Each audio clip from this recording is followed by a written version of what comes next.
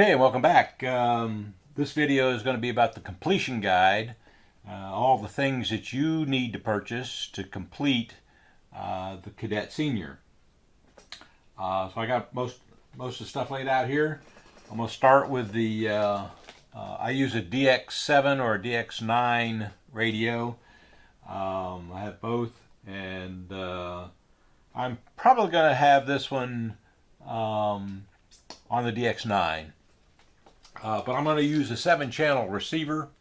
I like a receiver that has the satellite antenna. This gives me a couple extra channels if I need it. One reason I'm going to need it is because the left and right aileron will be on separate channels, and this will allow me to do that. So would a 6.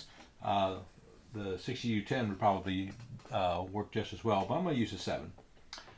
In all of my airplanes, I like the Spectrum telemetry, and so I'm going to use a telemetry module. A telemetry module, included in the telemetry module will be the sensor for the temperature, because this airplane is going to have a cowl. I want to know what the temperature is inside the cowl, so I'll use the temperature sensor. And I'm going to use this to sense the battery voltage. Okay, so that's the temperature. I mean, that's the battery sensor. I'll know what the voltage of the battery is. Speaking of the battery, I use 2 kinds. If the battery is hidden underneath, not easily get to, and it's fixed and mounted, and you don't really ever take it out, then I use the Hydromax 2000. I always use a 5-cell battery, never a 4, because you got 5 servos, you need 5 cells. The 2000 milliamp nickel metal hydride battery is what I'll use if I can't have easy access to it. If I have easy access to it, then I use something different. I use a 5-cell battery pack, which you can get at either Amazon or eBay. Basically a standard 5-cell AA battery pack, and I use the PowerX brand of batteries, which I do buy from Amazon. So I've got 5 PowerX batteries, and I have a lot of servos. I have a lot of batteries that I use for airplanes that have easy access to the battery, and it's easier to swap these out. These are half the price of the, in other words, 5 of these is half the price of 1 of these.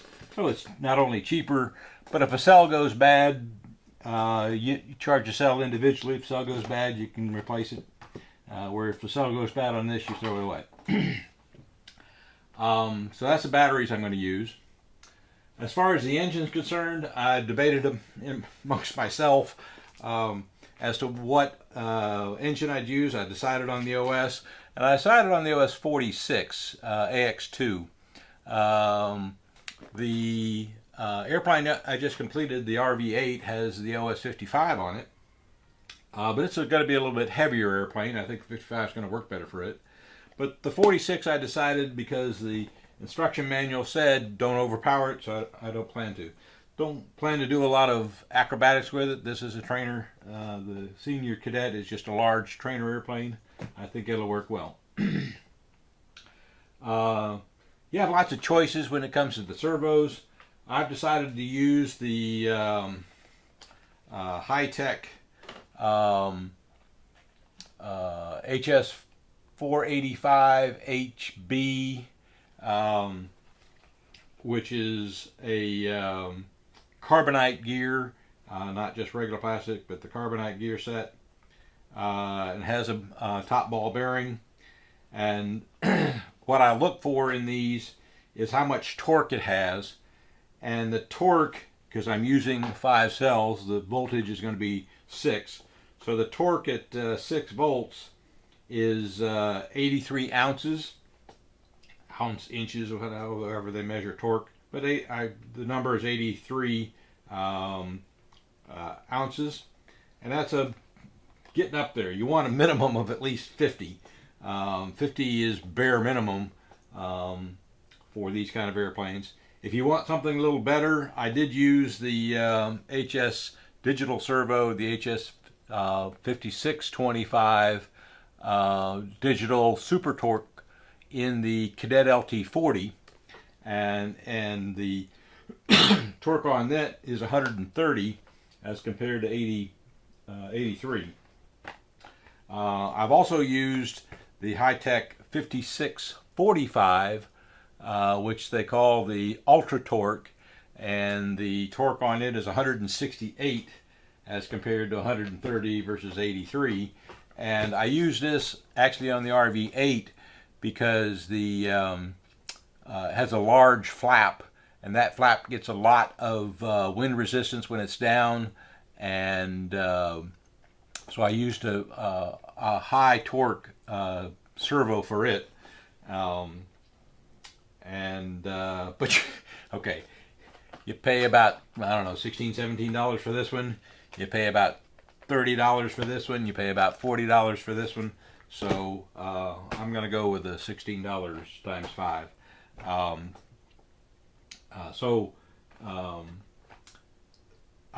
I think the 83 ounces is more than sufficient. It's well above my 50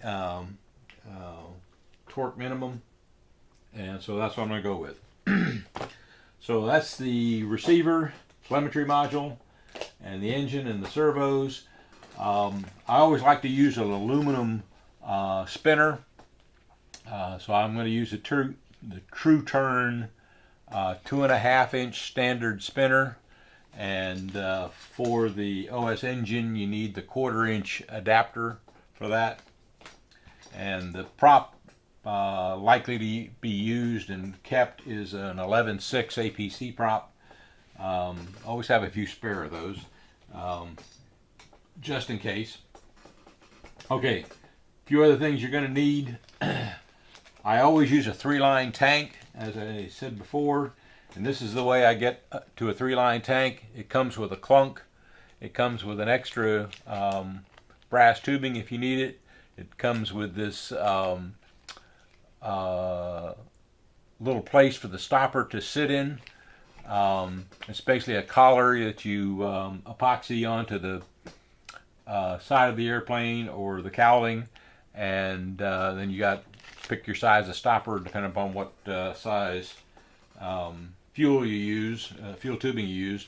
The number 2 stopper is what I'm going to use because that's the standard size for medium tubing. So that's the way I get to a 3-line tank. You're going to need some tubing, so I've got some blue, some green, and Dubros, and orange tubing. The blue tubing is what goes to the carburetor. The orange tubing is what goes to the muffler. And the green tubing is the 3rd line for filling and defueling the tank. And because you're going to defuel the tank, you need 2 clunks in it. A clunk came with the kit, but there's an extra clunk in here for the 3rd line in the tank. Speaking of tanks, I always use an overflow tank. When I'm filling the airplane, I unplug the line, that would be the orange line, to the muffler, and put this in it. That's why it's orange, and so it's orange to orange. And so when you're filling it, you can tell when it's full because you get a bit of fuel. You can probably see a little fuel on the bottom of it because I was flying with it on Sunday.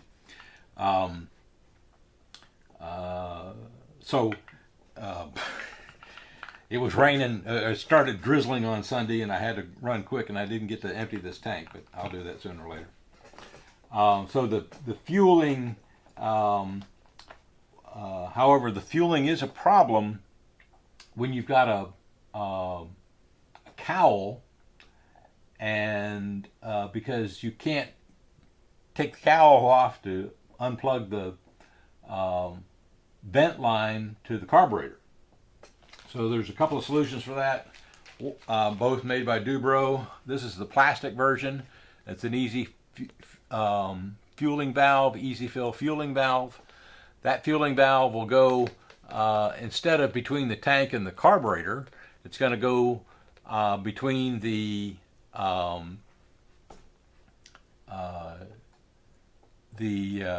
vent tube.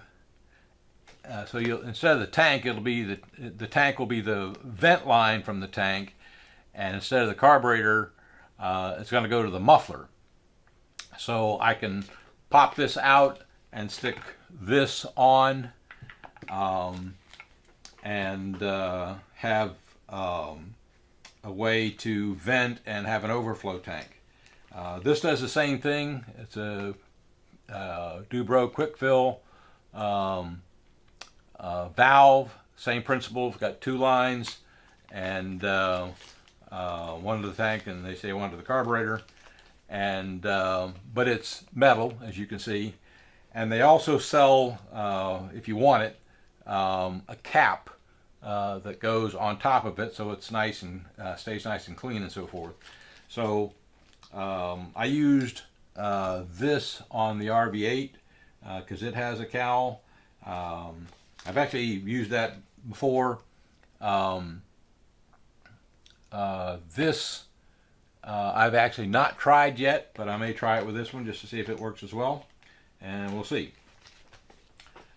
Okay, you're going to need a switch.